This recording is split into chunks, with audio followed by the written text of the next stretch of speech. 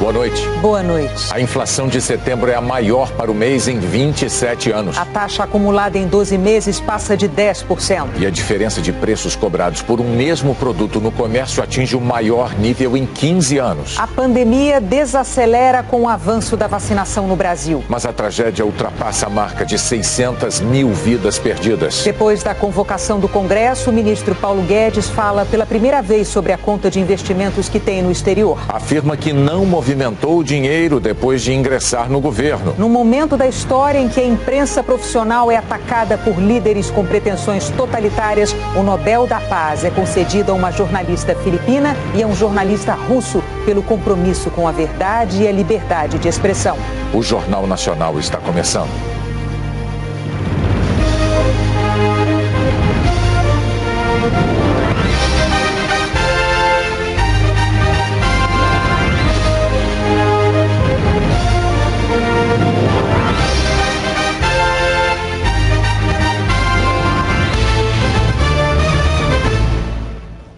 Fazia 27 anos que os preços não subiam tanto no Brasil num mês de setembro.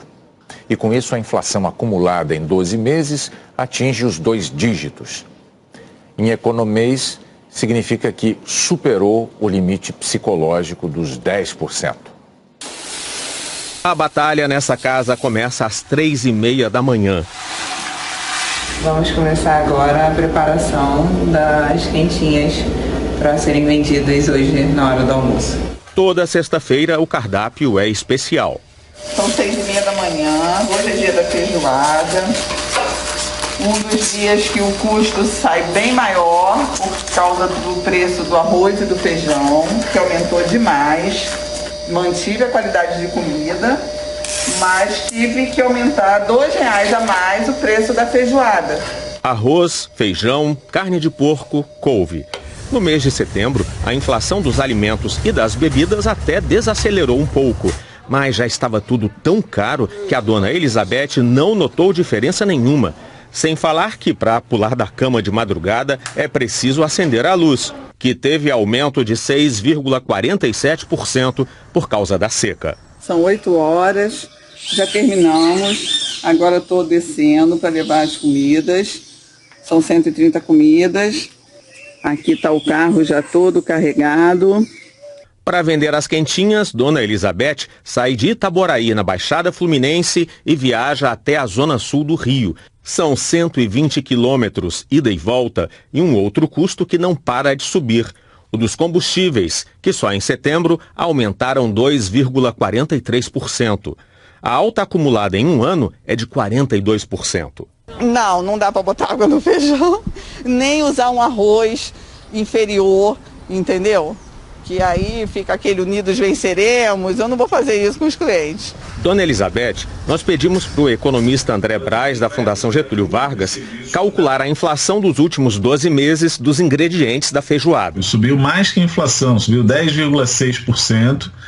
E subiu puxada também pela carne de porco, né, que é o principal ingrediente da feijoada. Outros ingredientes subiram mais do que a carne de porco, né, como laranja, couve, arroz, feijão. A gente leva um susto quando olha para a inflação de alguns itens específicos, mas o resultado geral também impressiona. Esse aumento de 1,16% foi o maior para o mês de setembro desde 1994, ano da criação do real. No acumulado dos últimos 12 meses, o Brasil volta a ter inflação de 2 dígitos, depois de 5 anos e meio.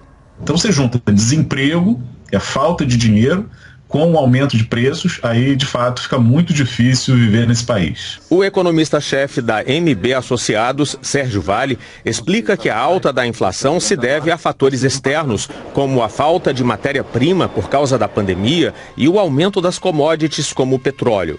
Mas também há fatores internos ligados ao governo, entre eles a crise política e as contas públicas que pressionam o dólar. Tem 2 aspectos do que o governo poderia ter feito, né? Ter tido uma política fiscal mais responsável e olhando com mais intensidade para 2022 para fazer um ajuste mais significativo, e ao mesmo tempo também a questão da energia.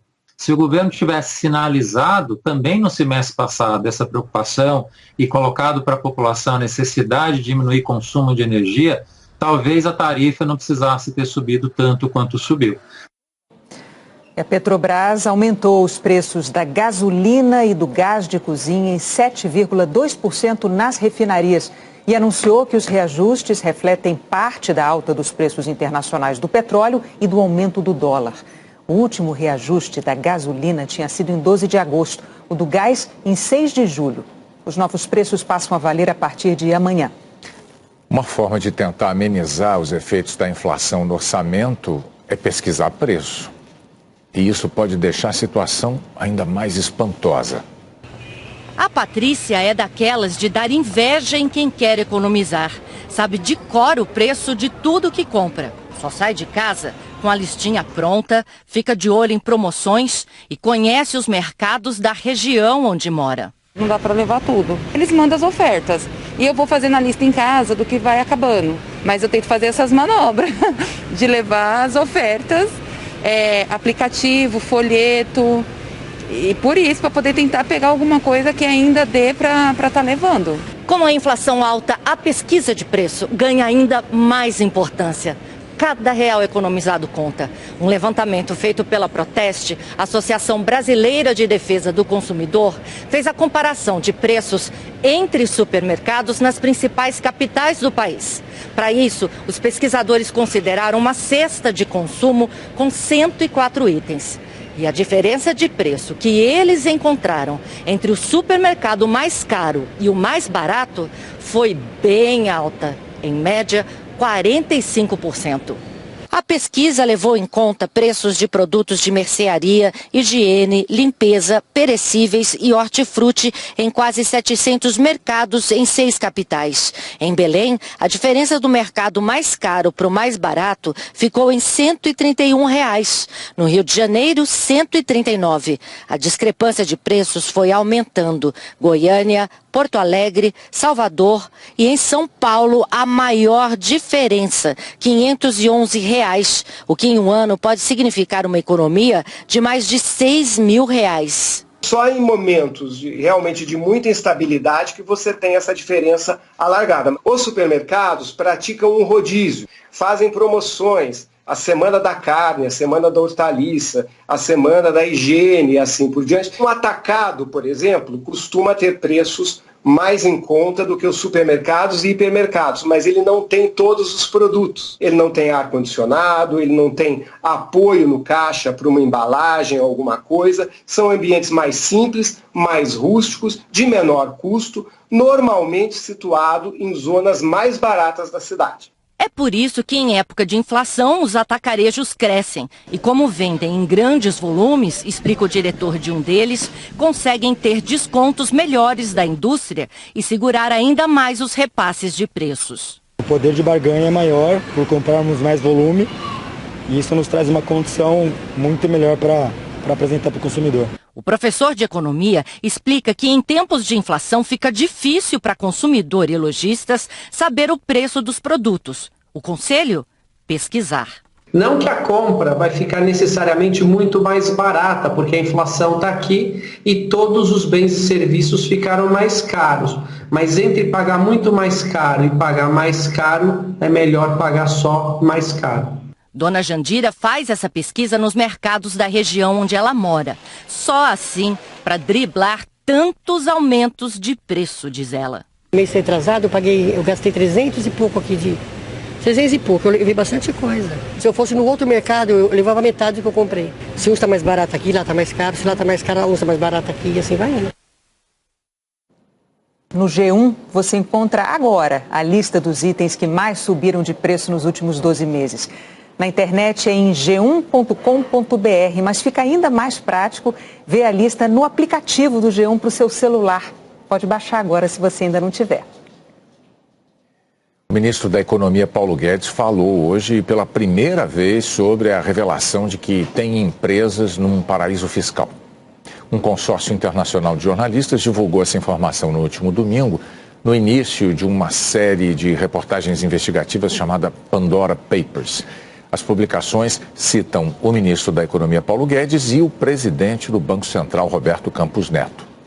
De acordo com a legislação brasileira, é legal abrir ou manter uma conta offshore. desde que o titular declare a existência dessa conta à Receita Federal e ao Banco Central. Durante um evento virtual com empresários e falando em inglês, mesmo sem ser questionado sobre o assunto, Paulo Guedes disse que não há conflito de interesses. Ele afirmou que as empresas são legais, que foram declaradas e que não houve movimentação trazendo dinheiro do exterior ou mandando dinheiro ao exterior.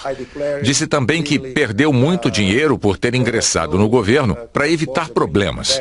Afirmou que tudo que estava nas mãos dele vendeu ao preço do investimento. Guedes também disse que saiu da companhia antes de assumir o cargo de ministro da Economia e que já entregou toda a documentação sobre o assunto. Segundo o ministro, o resto é barulho que vai piorar porque estamos caminhando para as eleições. Paulo Guedes já havia dito em nota que desde que assumiu o governo não fez nenhuma movimentação nessas empresas. Ele foi convocado a prestar esclarecimentos à Câmara dos Deputados. O presidente do Banco Central, Roberto Campos Neto, também afirma que não cometeu irregularidades e que jamais ocorreu qualquer conflito de interesse ou benefício próprio. O veto do presidente Jair Bolsonaro à distribuição gratuita de absorventes para mulheres pobres e em situação de vulnerabilidade foi alvo de muitas críticas. Especialistas argumentam que a falta de acesso a absorventes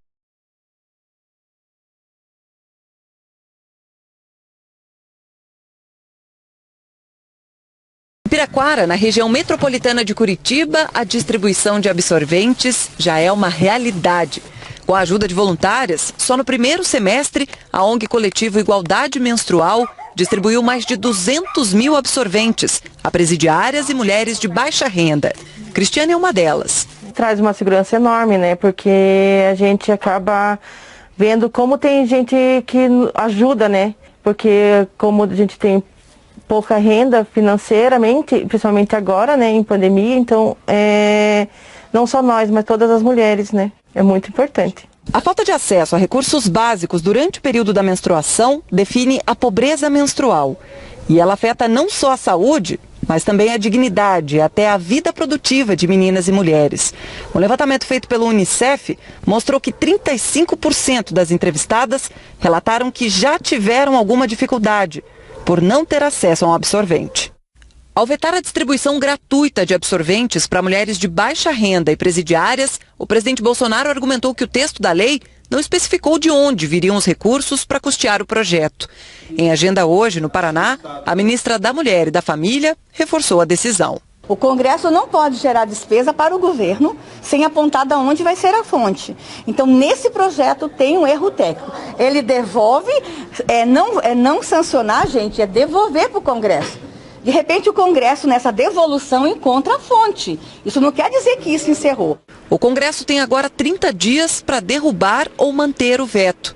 Esse médico e professor da Universidade Federal do Paraná alerta para os perigos que as mulheres que se incluem na chamada pobreza menstrual estão expostas. Essas mulheres, até por uma questão, né, de recursos financeiros, muitas vezes elas acabam utilizando outros métodos, né, para prevenir essa questão da menstruação.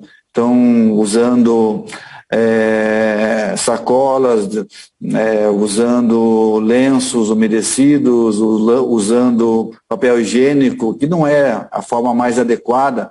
Com isso, com certeza, traz processos de infecção, processos de alergia, infertilidade, né? E podem também levar até um quadro de óbito, né? Bem-estar e saúde é um direito de todos. Então a gente luta para que essas políticas sejam aprovadas. Então a gente precisa derrubar esse veto para que realmente possamos alcançar mais mulheres, né? Hoje, o presidente do Senado, Rodrigo Pacheco, do Democratas, publicou numa rede social que o veto do presidente Bolsonaro à distribuição de absorventes é, nas palavras dele, candidatíssimo a ser derrubado. A Justiça de Goiás decretou de novo a prisão do ginecologista Nicodemos Stanislau Júnior por abuso sexual de pacientes. 3 mulheres do município de Abadiânia apresentaram denúncia contra o médico. No fim do mês passado, ele foi autorizado a responder em liberdade e com tornozeleira à acusação de ter cometido violência sexual contra mais de 50 mulheres em Anápolis. Nicodemos está proibido de exercer a medicina. A defesa dele nega as acusações e diz que a prisão é desnecessária. Feriado prolongado chegando, a Anne Lotterman vai contar pra gente. Oi, Anne, boa noite, como é que fica o tempo amanhã? Oi, Renata, boa noite para você, para o Bonner, boa noite a todos. Feriadão começa com chuva em grande parte do país. Esses pontos coloridos aqui no nosso mapa são nuvens carregadas. Eu destaco o sul e o sudeste, onde amanhã a chuva também vai ganhar força. Curitiba teve um ano bem seco até agora. Em quase todos os meses a chuva ficou abaixo da média, mas esse mês ele está se destacando por causa dos altos volumes. Nesses 8 dias de outubro já choveu quase a metade do normal para o mês todo na região. E amanhã chove mais, com máxima só de 16 graus. Paraná está na área de avisos de temporais que podem ser fortes do norte do Rio Grande do Sul até o sul de Mato Grosso do Sul e também no litoral de São Paulo.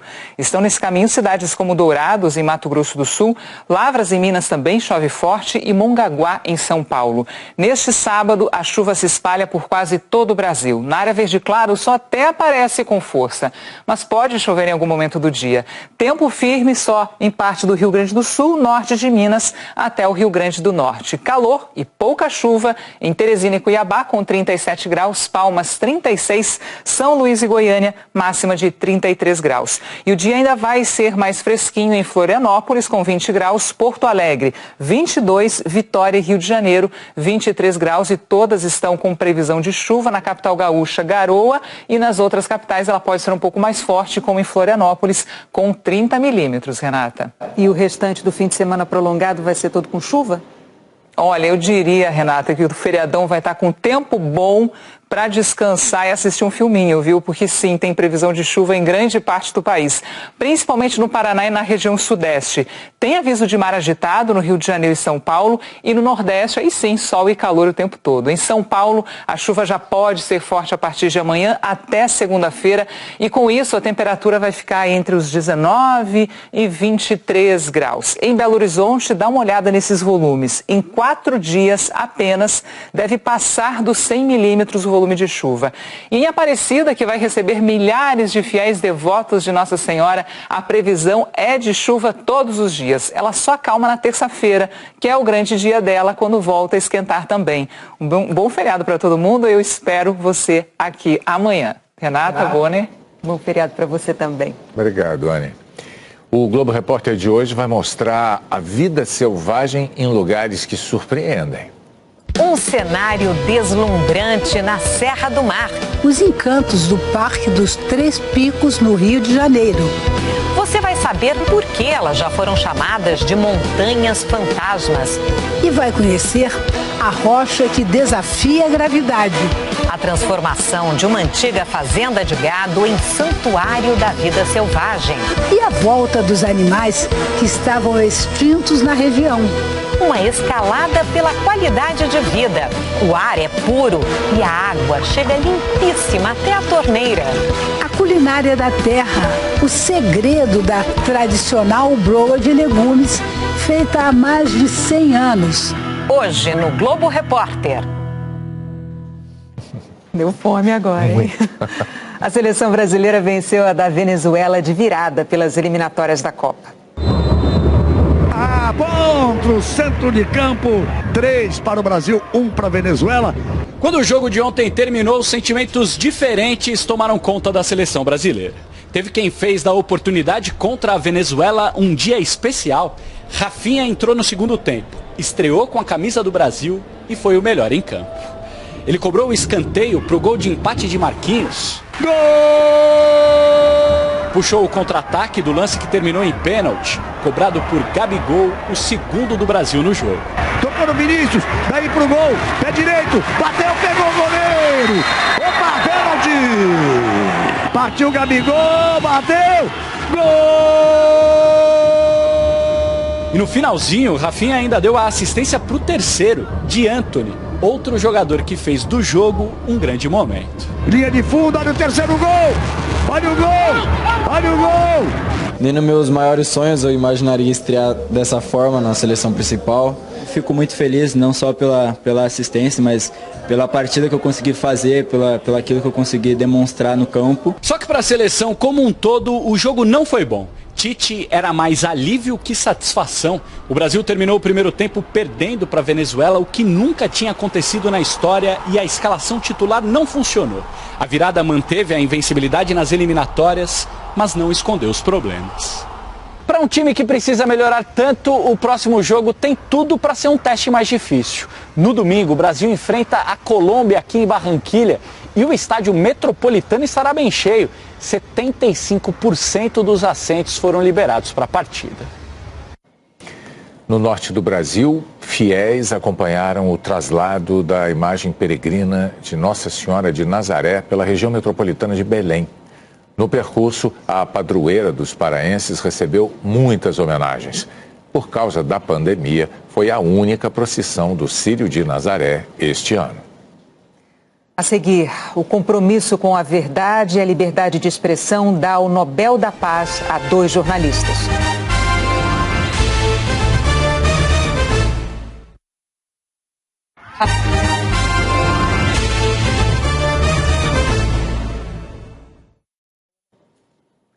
Um ataque terrorista matou mais de 40 pessoas e deixou centenas feridas numa mesquita no Afeganistão.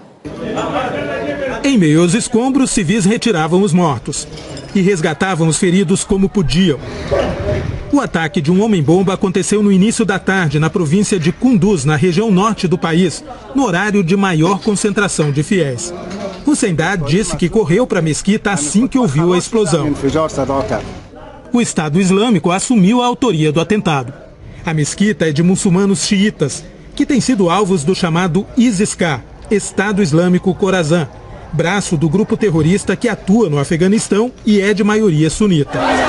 O ISIS-K também é inimigo do Talibã, o grupo extremista que assumiu o controle do Afeganistão depois da retirada americana.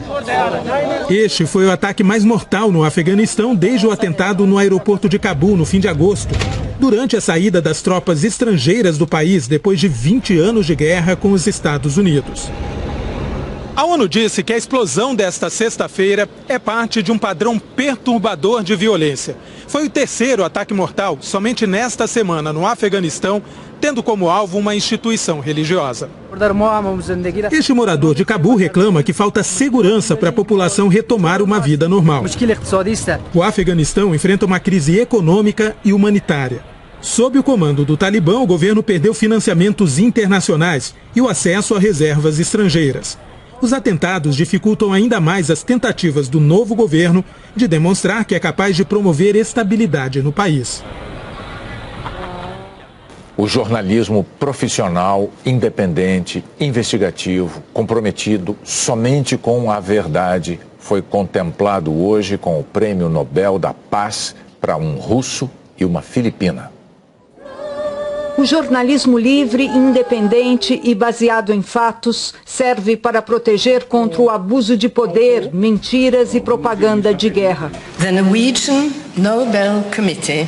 O Comitê Norueguês do Nobel, que concede o prêmio, declarou que está convencido de que a liberdade de expressão e a liberdade de informação ajudam a garantir um público informado. O Nobel da Paz, dado aos jornalistas Maria Ressa, das Filipinas, e Dmitry Muratov, da Rússia, valoriza os esforços deles para salvaguardar a liberdade de expressão, condição necessária para a democracia e para a paz duradouras. Maria Ressa, de 58 anos, se disse em estado de choque ao receber a notícia de que é a primeira pessoa nas Filipinas a ganhar um Nobel. Em 2012, ela fundou um blog de jornalismo investigativo e ali chamou a atenção para a polêmica campanha antidrogas do regime do presidente Rodrigo Duterte, que classificou de assassina. O número de mortos no país é tão alto que a campanha sugere uma guerra travada contra a própria população. A jornalista filipina também documentou como as mídias sociais são usadas para espalhar informações falsas, assediar oponentes e manipular discussões políticas. Eu espero que esse prêmio lembre as autoridades das Filipinas, da Rússia e do mundo inteiro da necessidade de respeitar os jornalistas e o jornalismo. O jornalismo imparcial nunca foi tão importante como nos dias de hoje. O outro ganhador, o russo Dmitry Muratov, de 59 anos, também estava eufórico. Ele fundou o jornal independente Gazeta Novaya, muitas vezes crítico ao presidente Vladimir Putin, e dedicou o prêmio aos 6 jornalistas do próprio jornal que foram assassinados por falar da corrupção e da violação dos direitos humanos pelo governo russo. Entre eles, Anna Politkovskaya, morta há 15 anos por ousar contar detalhes da política militar de Putin na Chechênia. Cercado por uma multidão querendo ouvi-lo, Muratov disse que não esperava por isso. Muratov é o primeiro russo a ganhar o Prêmio da Paz desde o líder soviético Mikhail Gorbachev em 1990. O próprio Gorbachev ajudou a fundar o jornal de Muratov, dando parte do seu prêmio em dinheiro ainda no início do período pós-soviético. No Kremlin, a repercussão foi diplomática. Temos que dar os parabéns a Dmitry Muratov. Ele trabalha persistentemente de acordo com os seus próprios ideais. É talentoso e corajoso. A única coisa que eu perguntei para o pessoal do Kremlin, que ligou para nos parabenizar, foi: quando ganhamos este prêmio, passamos a ser considerados agentes estrangeiros? Até agora não me responderam. A concessão do Nobel da Paz a Maria Ressa e ao Dmitry Muratov, além de coroar o trabalho de ambos em prol dos direitos humanos, também é um reconhecimento a todas e a todos os jornalistas ao redor do mundo que todos os dias enfrentam grandes desafios para levar notícias aos cidadãos dos seus países. É um prêmio que coloca no centro a questão da liberdade de expressão e de imprensa, que são direitos humanos fundamentais, mas que vêm sendo, com uma frequência alarmante nos últimos anos, bastante desrespeitados. Foi o primeiro Nobel da Paz para jornalistas desde 1935. O prêmio de hoje é um alerta para os governos que não respeitam o jornalismo independente e também um estímulo para o jornalismo livre. A Associação Brasileira de Imprensa afirmou que é muito reconfortante a notícia de que o Prêmio Nobel da Paz tenha reconhecido 2 jornalistas pela luta corajosa em defesa da liberdade de expressão. A Federação Nacional dos Jornalistas declarou que a premiação é o reconhecimento da importância do jornalismo para a constituição da cidadania e para a garantia da democracia. Os jornalistas premiados representam milhares de profissionais no mundo todo que enfrentam um momento particularmente desafiador. É uma categoria inteira de trabalhadores sob o ataque de chefes de Estado com pretensões golpistas, totalitárias, que espalham fake news e acusam a imprensa de mentir. É estranho quando a imprensa vira a manchete. Huge bomb, huge bomb. Mas o jornalismo, volta e meia, aparece como alvo. Os Repórteres Sem Fronteiras, uma das mais respeitadas ONGs em defesa da liberdade de informação, contou pelo menos 937 jornalistas assassinados nos últimos 10 anos. A imprensa foi esquartejada pela Arábia Saudita, queimada viva na Índia, enforcada no Irã. Teve jornalista que sobreviveu, mas sem a vida de antes.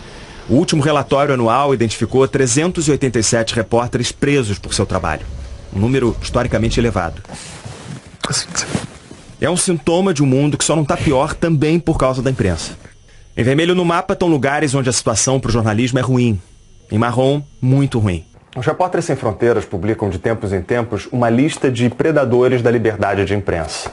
A ONG narra sequestros, ameaças, torturas e outros atos impensáveis.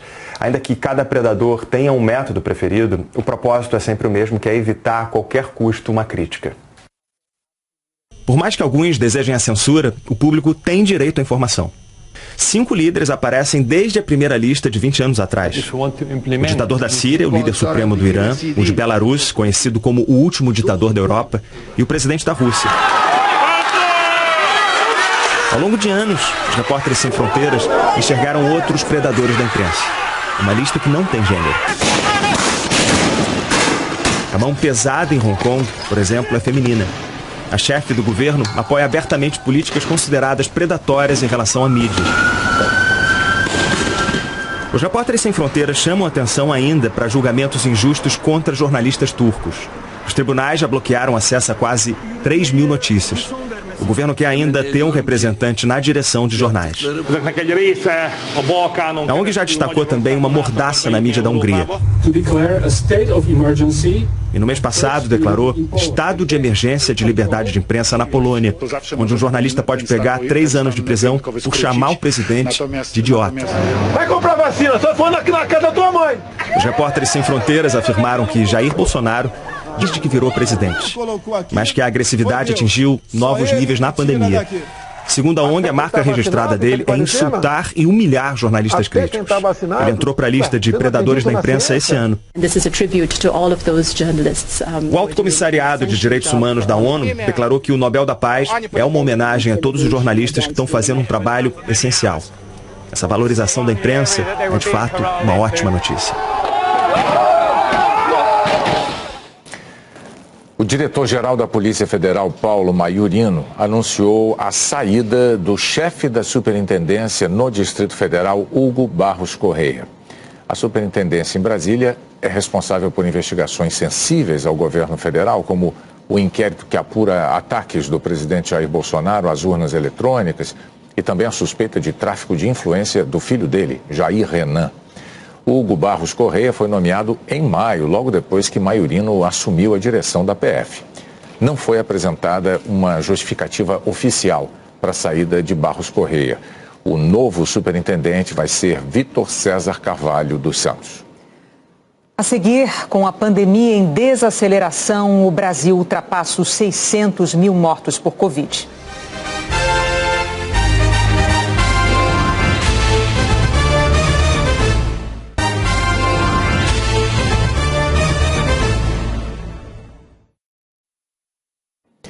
O Ministério da Saúde apresentou hoje o planejamento para vacinação contra a Covid no ano que vem.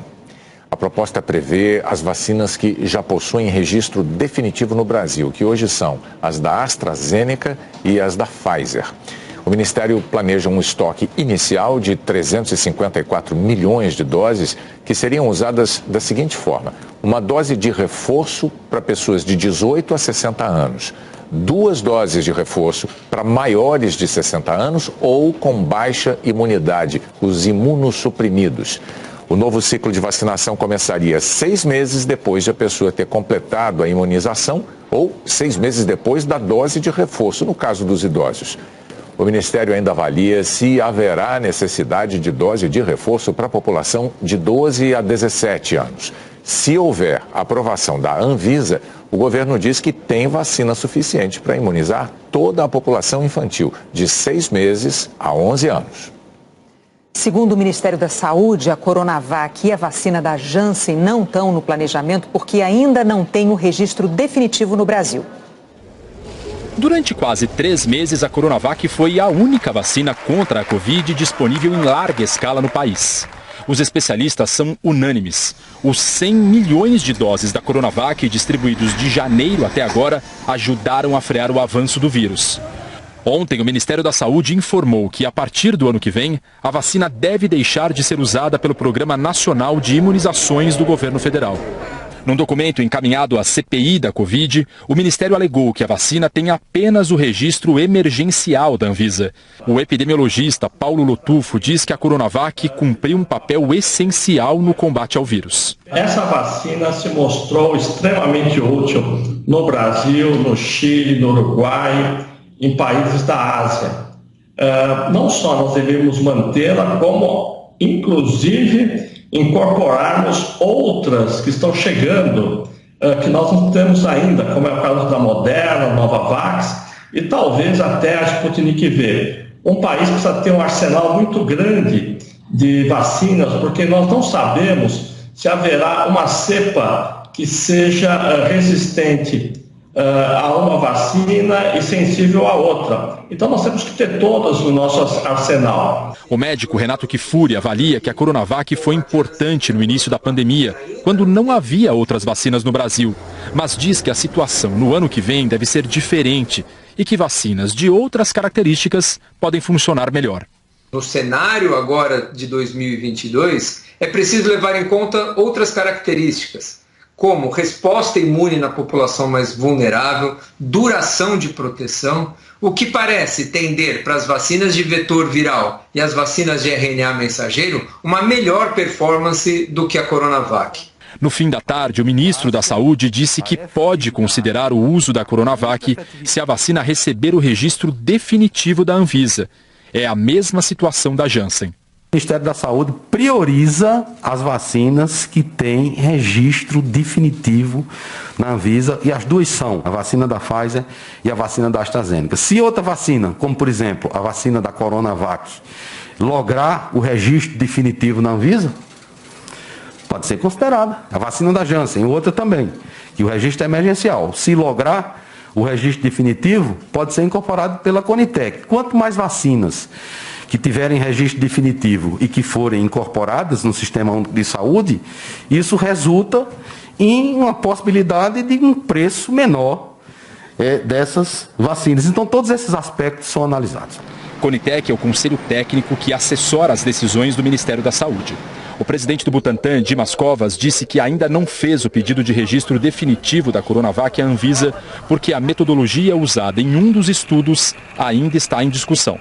Dimas Covas criticou a decisão do Ministério da Saúde de não incluir a vacina nas previsões para 2022. É um equívoco do ministro e do Ministério que, infelizmente, vem atacando a vacina a todo dia. Né? O ministro, o presidente, eles atacam a vacina constantemente. Né? Então, uma decisão, sem dúvida nenhuma, equivocada.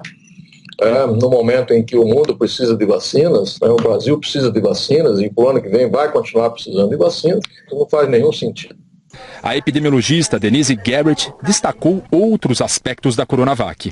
Além da segurança, ainda tem o fato de ser uma vacina barata, uma vacina que pode ser produzida no Brasil e também uma vacina que a nossa cadeia de distribuição está adaptada muito facilmente para essa vacina. Então, realmente, a estratégia não é reduzir suas opções, mas garantir que nós teremos várias opções e quantitativo suficiente para continuar e até mesmo acelerar o ritmo da campanha de vacinação no Brasil.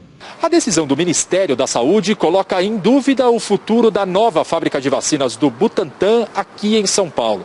O projeto, que já consumiu 189 milhões de reais em doações feitas por empresas, deve ficar pronto nos próximos meses. Terá capacidade de produzir até 100 milhões de doses por ano. O Butantan diz que negocia com governos da América do Sul e da África, mas reconhece que a necessidade de doses desses países é muito inferior à do Brasil. Morreu hoje de Covid o cartunista Nani. Ele estava internado desde a semana passada num hospital de Belo Horizonte. O humor era a marca registrada do mineiro Hernani Diniz Lucas, que fez carreira no Rio de Janeiro. Criador da tirinha Vereda Tropical, fez sátiras da situação política e social brasileira da década de 1980. O trabalho da charge é sempre contra, né? Um trabalho que você tem que mostrar as coisas e mostrar de uma maneira que as pessoas entendam como uma segunda leitura, como uma outra opção, né? Na televisão, Nani foi parceiro de Chico Anísio por 20 anos, como roteirista dos programas Chico Total e Escolinha do Professor Raimundo.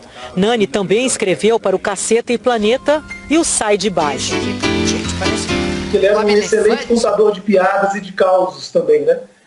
Então, o que fica é essa marca registrada de alguém que fez rir, que fez a alegria de muitas pessoas. Ele tinha um jeitinho mineiro, assim, de se referir ao próprio trabalho como uma coisa assim, já, não sei o quê, fiz uns cartoons, Eu fiz uns textos e tal. Segundo os amigos, foi aqui em Esmeraldas, a 50 quilômetros de Belo Horizonte, que Nani teve inspiração para muitos trabalhos. E uma das últimas criações do artista, há 15 dias, foi uma homenagem à cidade onde ele nasceu. São desenhos inéditos para uma agenda de 2022, que será vendida pela APAI, ONG que atende crianças e adultos que precisam de cuidados especiais. Nani conta a história das ruas da cidade. Nós vamos, se Deus quiser, promover o nome do Nani eternamente. Ele vai ficar eternamente em nossos corações. E, como diz o grande poeta, ele não morreu, ele ficou encantado. Nani foi cartunista de texto e desenho. Ninguém vai esquecer o humor do seu trabalho pelas gargalhadas que proporcionaram. Hoje ele está com seu amigo e parceiro Chico Anísio. E a sua obra está eternizada. Um protesto no Rio pelos 600 mil brasileiros mortos na pandemia cobriu as areias de Copacabana de varais com 600 lenços brancos e algumas bandeiras do Brasil. Os lenços vão ser entregues à CPI da Covid em Brasília no dia previsto para o encerramento dos trabalhos, 19 de outubro. O taxista Márcio Antônio, que perdeu o filho para a Covid, vai fazer a entrega.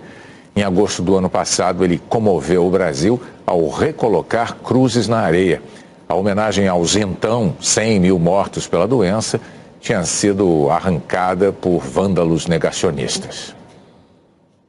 Quase 1 ano e 7 meses depois do Brasil registrar a primeira morte por Covid, o país ultrapassou oficialmente mais esse marco trágico na pandemia. O Alan Severiano traz agora os números do consórcio de veículos de imprensa. Alan. Oi, Renata. Oi, Bonner. Boa noite a todos. 600.493 pessoas perderam a vida para a Covid no país. O Brasil ultrapassou a marca de 600 mil mortes depois de registrar 628 óbitos de ontem para hoje. Neste gráfico aqui, o desenrolar da pandemia em quase 1 ano e 7 meses. Da primeira morte, em 17 de março do ano passado, até as primeiras 100 mil vítimas foram quase 5 meses. Depois, mais 5 meses até 200 mil. Apenas 2 meses e meio até 300 mil aqui em março. Aí veio o momento mais crítico, em apenas 36 dias, a marca de 400 mil vítimas em abril. Depois, 51 dias até 500 mil mortes em junho. De lá para cá, graças à vacinação, a pandemia desacelerou. Quase 4 meses até o país ultrapassar hoje as 600 mil vítimas. Além do Brasil, só os Estados Unidos ultrapassaram esse número. Depois do Brasil, temos Índia, México, Rússia e todos os outros países. Os dados aqui são de ontem do site Nosso Mundo em Dados. Essa outra tela mostra que o Brasil tem apenas 2,7% da população mundial, mas é responsável por 12,4% das mortes no planeta. Nas últimas 24 horas, o país registrou 17.790 casos, somando agora 21.550.000. A média de casos está em estabilidade, com redução de 6%. São 15.177. Mesma tendência da média de mortes.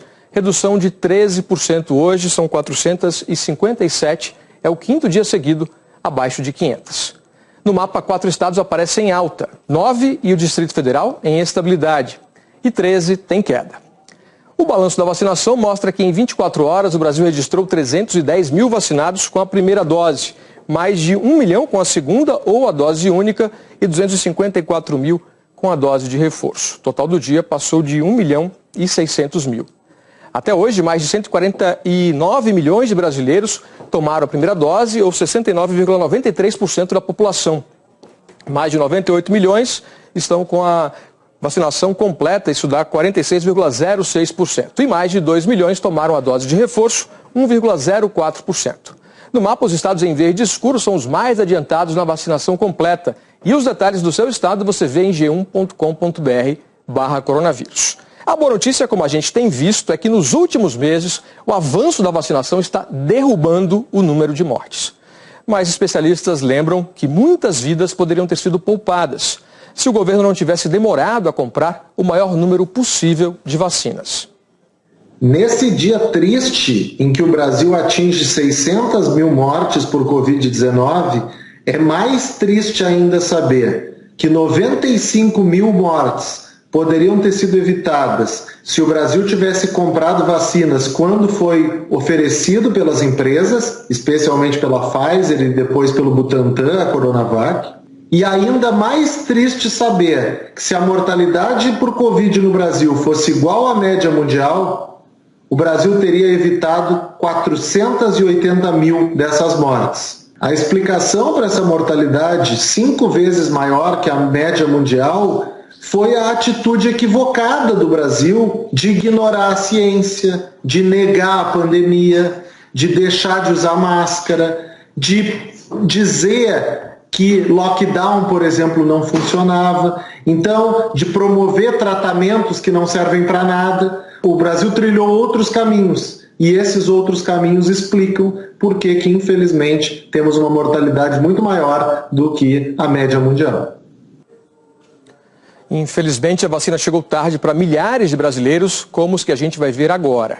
A pandemia interrompeu o futuro e os sonhos de mais de 600 mil pessoas. Eu conversei com parentes e amigos de algumas delas.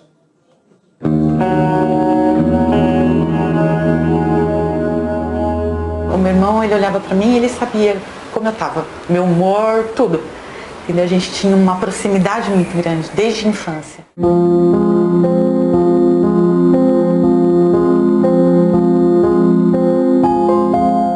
Ele deixa a minha cunhada, ele deixa 3 filhos, deixa uma neta, ele era apaixonado pela neta. Ai, que riqueza, não vou. E deixa esse vazio na gente que... Meu irmão, ele gostaria de sair de São Paulo, ele iria construir uma casa com um estúdio embaixo para conciliar a paixão dele que ele tinha por música e viver o que ele tinha que viver ainda.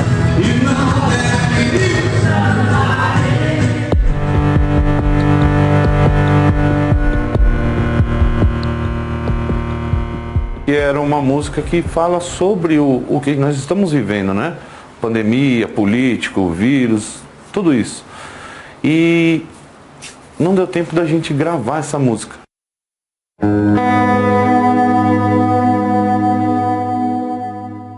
O Renan, ele era uma pessoa incrível, sensacional. O melhor músico que eu já conheci, o amor da minha vida. Era apaixonado pelo que ele fazia, a música era a vida dele e tinha uma paixão particular por Fusca. Estávamos com o casamento marcado. Quando tudo aconteceu, foi 6 meses antes do nosso casamento, que teria sido agora, dia 11 de setembro.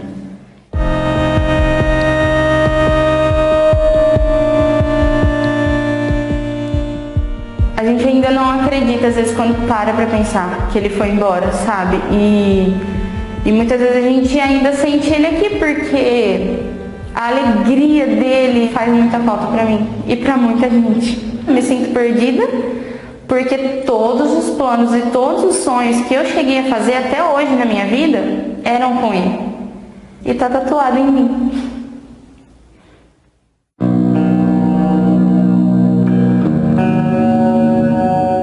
Minha filha era uma pessoa maravilhosa, era a única filha que eu tinha.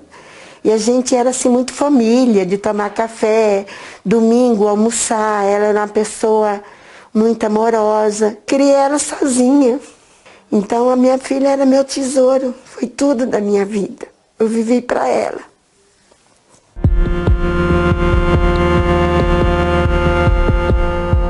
E a Sheila tinha vários sonhos, né? Ela queria fazer enfermagem, fazer curso, né? E criar os filhos, né? Que era a vida dela, era os filhos, né? Ela estava muito feliz com a gravidez.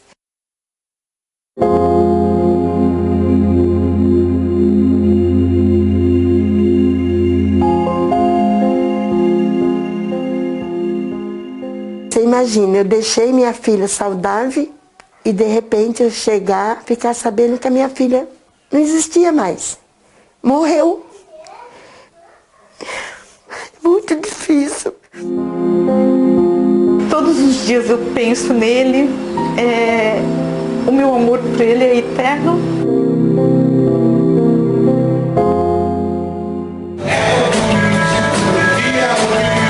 A gente pretende gravar tudo que ele tem guardado e mais essa que nós fizemos todos juntos, né? Felizmente vai ser sem ele, mas com ele aqui, ó, sempre. Ele iria se vacinar no mesmo período que eu, então foi muito emocionante quando me vacinei. Fui até com uma camiseta dele para representar que ele estaria ali se vacinando comigo, sabe? Muito simbólico, porém muito sentimental, né? E quando você pensa em futuro hoje, o que é que isso significa? A preocupação é a menina de 3 anos, né? Ela tem 3 aninhos, tem uma vida pela frente. Quero cuidar dela, quero que ela se torne uma grande mulher. Então, enquanto eu viver, Deus me dê força e saúde, eu quero lutar para dar o melhor para ela.